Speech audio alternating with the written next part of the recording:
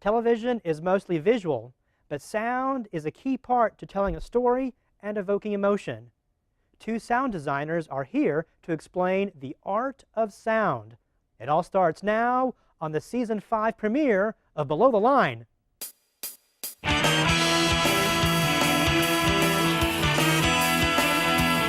It's Below the Line with George Peroulas. Tonight's guests are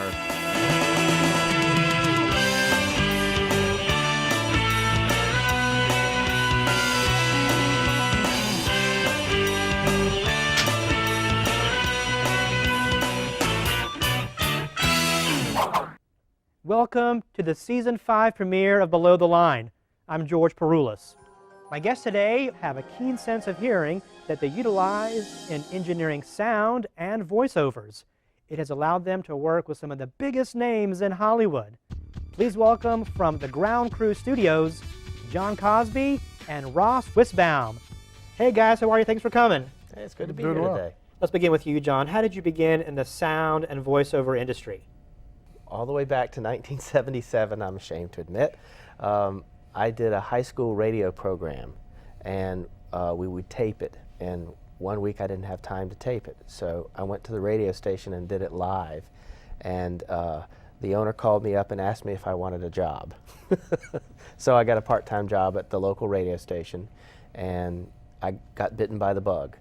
And so I went to college, graduated college, went to work for WBT, Jefferson Pilot Communications, worked in every aspect there.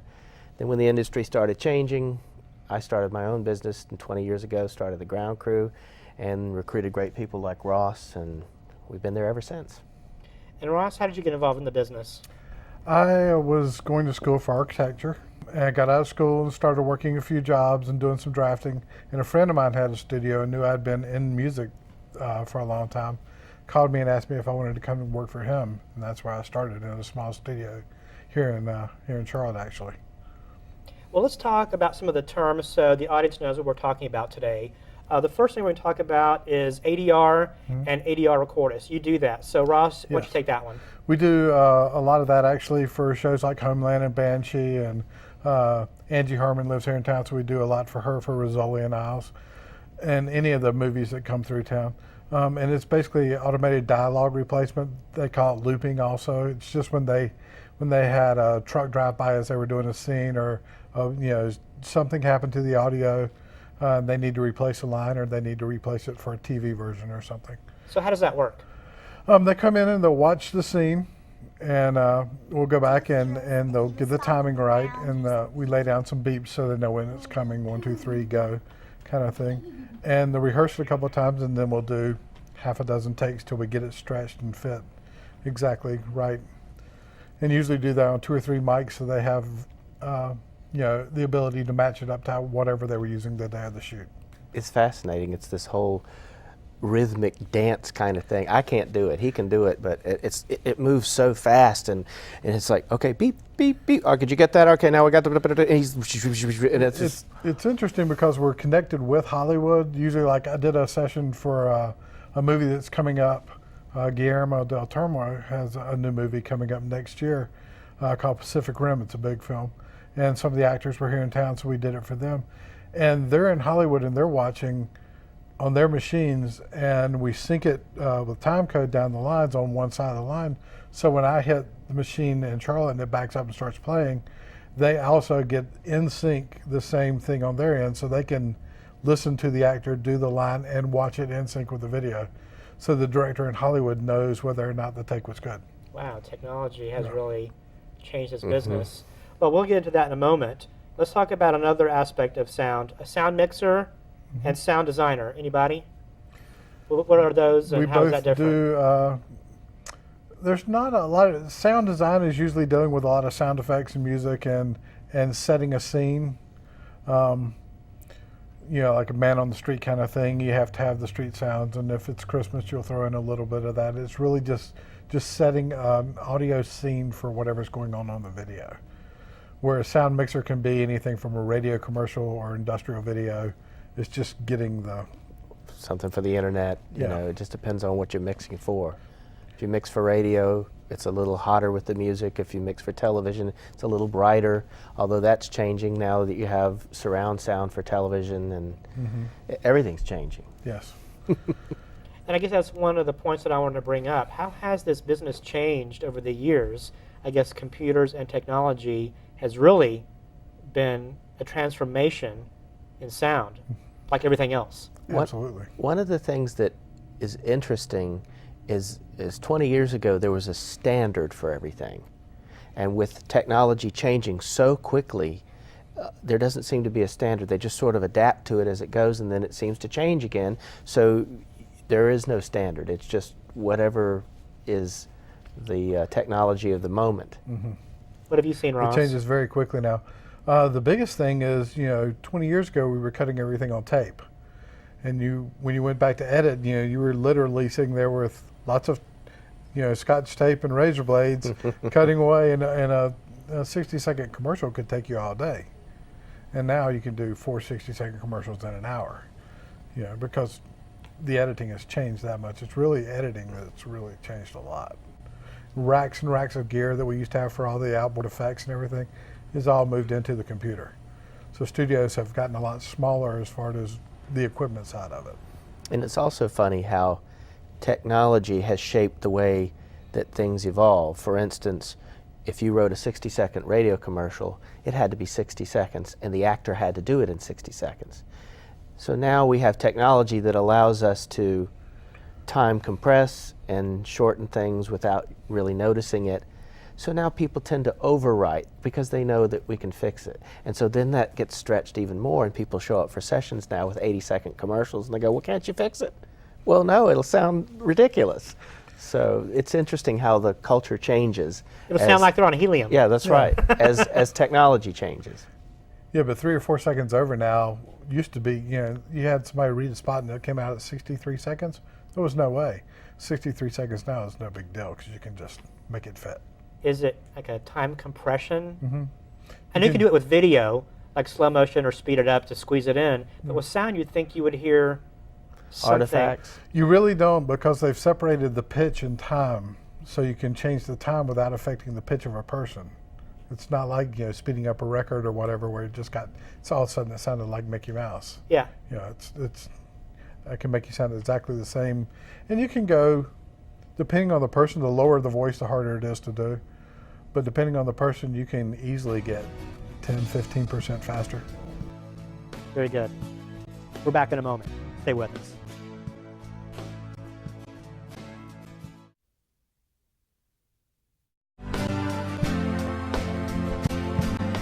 Welcome back to Season 5 of Below the Line. With me is Ross Wissbaum and John Causby from Ground Crew Studios. A lot of your business is voiceovers in your studio, whether it's A.D.R. like we talked about or something brand new that comes into your studio. What's the process of setting up a recording studio, and how is that put together? I guess soundproofing, what is that all about? Well, It's a lot. it is a lot. Where do we start? Audio studios are really rooms within rooms. There's No a angles. nice little angles. soundproof room with a little bit of airspace and another room around it that's also soundproof, so you really get nothing. 2 ceilings, like John said, no parallel walls. Everything's at weird angles, the ceilings, the floors, everything. If you have a parallel wall, you get a standing waveform, and you don't get perfect sound. Which will sound like you're in a stairwell. Yeah. Or in a shower. You get reverb. And you can always add to a palette, but it's difficult to take away. So that's why you start with a blank space in an audio. That's a dead room. Yeah, You don't want it too dead, because then it takes the energy out of you.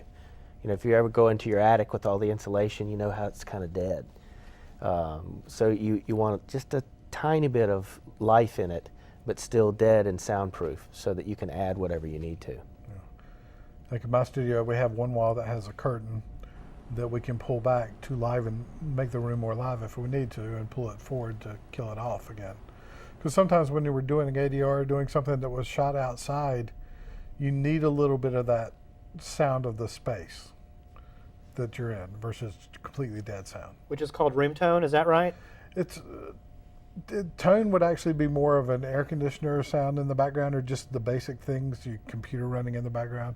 Whereas this is actually the reflection of the voice. A surface. You know, Very complicated. it is. Can be. But you It's- guys make it sound it's so hard to elementary. Yeah. That's why we're here to explain it to our viewers, and it's great information. Now, speaking of ADR and recording in your space, many people in Charlotte probably don't know that you've had Will Ferrell and Stephen Root in your studio. How did that happen? We've had a lot of people through the years. I've recorded Will Ferrell. He was here doing, what was he? Ricky Bobby. Talladega Nights. Yes. And he came into our studio because they were also at the same time doing the Curious George animated feature, which he played the father. So he came in to do all the lines, the ADR actually, for all of the lines for Curious George while he was in town recording Talladega Nights. So who else has come through your doors that you can talk about? John Krasinski. Yeah, Oh, yeah? John Krasinski. From The Office? Yeah. He came in to do License to Wed when he was here, doing Leatherheads actually. Yeah. And Stephen Root was also here doing Leatherheads. while he was here, there was a new product coming on the market that we all had to sign confidentiality agreements that we couldn't talk to anybody about it because we had seen what it was, and it was indeed the Apple iPhone. And he was reading all the parts for the voiceover for the commercial. And so we were like, this is so cool, but we couldn't tell anybody. The very first iPhone? The very Very first first iPhone. So the audio was recorded in Charlotte for the commercials for the very first iPhone. Well, here's the funny part: is John Krasinski was supposed to be the voice for the iPhone, and then Steve Jobs was listening to the scratch tracks that the engineer who had was laying down the audio for the iPhone commercials had done for the video, and Steve Jobs ended up liking the engineer's voice that did it. So John Krasinski didn't get the gig. It ended up being the engineer that did the scratch track became the voice for the iPhone. Wow. So. And that's how careers happen, you know. Just people kind of stumble into it, and then they have these big contracts, and of course that's never happened to me, obviously. See where I am, folks. But Offer to do free scratch tracks. yeah, exactly. Exactly. Exactly. I'm coming on tomorrow. Now, John, you've done all kinds of voiceover work over the years: radio, TV, movie trailers, video games. Do you prefer doing one over the other? I just like anything that's written well and enjoys a good creative process. One of the most fun things I got to do was, unfortunately, when Don Knotts passed away. He was on a cartoon series, and they auditioned people all over to replace him, and they wanted it to be seamless so that people didn't know that it wasn't Don Knotts doing it. This was an older Don Knotts, and so I got the job, and I got to finish out the series playing Don Knotts playing a worm with Tim Conway, and that was so much fun. It really was fun. Let's hear some. Oh God, okay, put me on the spot. Well, this is an older Don Knotts playing a worm, and he would talk like this and say, well, gosh, I don't know. It could be. Maybe we ought to go see. But, that's a 70-year-old Don Knotts, not the one you're very familiar with. Yeah. So. Oh, do you do some Bonnie Five too? Okay, Ange, we gotta nip this in the bud. Nip it, nip it, nip it. Oh, that's great. Well, gosh, thanks. There's another audio engineer here in town that does a very good Andy Griffith. And so you get him doing Andy Griffith and John doing Don Knotts, and it works. Yeah, it's really well. fun. And then we have you doing scratch tracks trying to get Apple contracts. Exactly. Yeah, like why wouldn't you? I'll read anything. And Ross, what do you love best about your work? Well, there are a lot worse places to go to work every day than a studio. I can't imagine. How kind of you to say that in front of your boss. You're. Well, it's something different every day. You come in, you never know. I can do 3 or 4 sessions during the day, and one of them will be for, Michelin Tires industrial video, and then there'll be something for a TV show, and then there'll be something for, a car commercial or something. It's always changing. So there's something, you don't get in a rut. There's something different every single day. It's kind of nice. How does sound influence the audience or a viewer? If you have a client who wants someone to buy something or express an emotion or feel something towards, maybe it's a nonprofit or a crisp sound of chips or a refreshing drink. Sure. You guys make that happen. How does that work? Part of it starts with the delivery from the talent, the voiceover talent. You want to create an emotion. You tell that they picture in their mind, okay, if I'm talking to someone and I want them to understand my emotion, how do I convey that to them?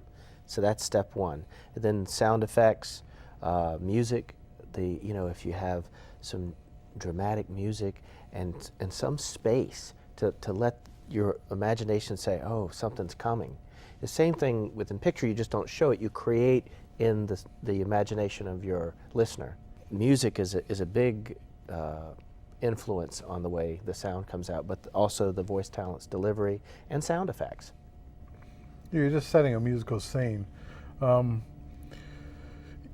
You can put people in an environment without them even knowing they're there, just by adding a little, like a Christmas party. It takes layers and layers, but you can have the room tone and then the sound of the guests in the background, some glasses and clinking, and then a little caroling music and a fire crackling, and all those things have to layer on top of each other to create the scene that they're in. So if you hear the ocean, you assume you're at the beach. Exactly. Right. In fact, one of the things we did for A.D.R. one time was for one of the last episodes of Lost, where they thought they had too much of the ocean and the seagulls and all, so they were re-recording the VO strictly to have it without the natural sound in it, that they would then add back later. Very good. Coming up after the break, find out how you can be a part of voiceovers, sound engineering, and design. We'll get the answer from the pros. Stay with us.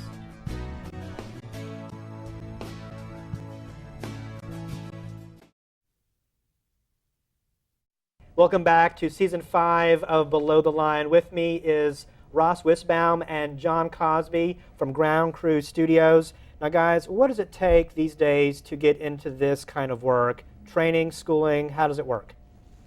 As far as the engineering side of it, usually a communications major. There are several schools around the area that offers communications majors, and with communications you can go a lot of different ways. But for the audio side itself, there's classes strictly for that. We get interns all the time from Appalachian State or places like that. And then it's really just paying dues like every other thing, Hands-on? Lots of hands-on, lots of internships, lots of going out and doing live sound for, movie or TV shoots or bands or whatever it takes, as long as you can learn the craft. And voiceovers, John, what's As the far as process for that? As far as voiceover goes, you should find a good workshop, a good voiceover workshop, and take as many of those as you can. There's also a book, and if you Google it, the author is James Alburger, A-L-B-U-R-G-E-R, and it's called The Art of Voice Acting. It's a great book. It's $30, and he really knows what he's talking about. It's a thick book. It'll take you a couple of weeks to read it. But it'll give you an insight as to what you can expect, what's accepted, what's professional, not to worry about something if somebody says something, not to get your feelings hurt, because it's not about you, it's about the performance that they want, because sometimes you go into a session and you're a little bit nervous and you go, oh, I hope they like me, and they say, all right, I need you to do it this way, and then you give them what you think they asked for, and they, no, that wasn't it. Yeah, no, not at all. And then you're like thinking to yourself, oh God, they hate me. That's not what you need to do. No, they just didn't like what you did. So it tells you all about that. And we host voiceover workshops in every spring and every fall, and it's a great workshop. So go to our blog, you can sign up and come learn how to be a voice talent. It's funny too, there's a reason they call it voice talent, because there's a lot of acting in voice talent. We get a lot of people that have a friend or whatever with a great voice, and just having a great voice doesn't really get you very far, because you have to be able to sit there and take the script and sit down cold with the script, because usually you don't get it until you show up at the session, and read the script and not sound like you're reading the script. Sound like you talk, just like you're talking to another person. Conversational. Exactly. Mean every word that you say. Mm-hmm. And of course, it's not written that way. No, never. It's never written conversation. Because how often do you say for a limited time to somebody in natural conversation? Never. for a limited time. So hurry, act now. Exactly. Now with sound, is playing a musical instrument an advantage to your line of work? It helps if you're doing a lot of music recording, not necessarily with the production audio, but it helps in a lot of ways, even there a little bit, because you understand why things work together and and how sounds work together. And you have to make room, like if you're doing music in a VO, you have to make room in the music, in the frequencies that the VO is going to be, so that the VO cuts through the music and that sort of thing. Do you play any instruments? Not well. I play a couple of different instruments, but not well enough to actually be a musician. What about you, John? Yeah, I play the piano by ear. I took music lessons when I was in the first grade for 3 years, and I would ask the music teacher, would you just play it for me once? And then I would pretend like I was reading the music, and finally the music was upside down. She says, you know what, I'm not teaching you anything. So ever since then, I've just played by ear. Wow. And that's why you've had a great career in sound. Well, it helps to have an ear, and thank you for that gift. So what advice do you have to people who come to you guys and want to get into this part of the industry? What do you tell them? It's tough because, first of all, you have to be available all the time. If you've got a regular job, you pretty much can't be a voice talent, because it used to be you had a couple of weeks ahead, people would book sessions and you had time. Now they'll book sessions the day before or sometimes the day of the session, and they'll need the voice talent. You might get a call at 9 a.m. saying, can you be here at 1 for a session? And that's tough for most people. Other than that, it's just practice and taking workshops and learning how to read, basically. Listening and watching national television and radio, try to listen to, pay attention to trends and what they do, and they don't sound like they're yelling or screaming like a car commercial. They're just telling me about the new Honda. So that you pay attention to that and say, okay, I kind of know the way to, and then make it your own. Do it the way you would do it, but don't cheese it up. And there are definitely trends. You'll go through a year where everybody wants the big voice announcer guy, and then the next year everybody will want the guy next door conversational, and it changes year to year. Now everybody wants Mike Rowe. Micro, yeah. Because? Because he's on and he does it, and they believe, and he's funny, and he's kind of the guy. We're talking about trucks over here and dirty jobs and all this kind of stuff. So sound like Mike Rowe, but don't sound like Mike Rowe. Okay. Well, thank you so much for coming and your limited time only appearance here on Below the Line. And we wish you all the best throughout the year. Thank you for coming. Glad to be here. All right, Below the Line continues right after this. Thanks again to John Causby and Ross Wissbaum, and thank you for watching. Please contact us with questions, comments, or show ideas. The email address is belowtheline21@gmail.com, and join our fan page on Facebook. We'll see you next time.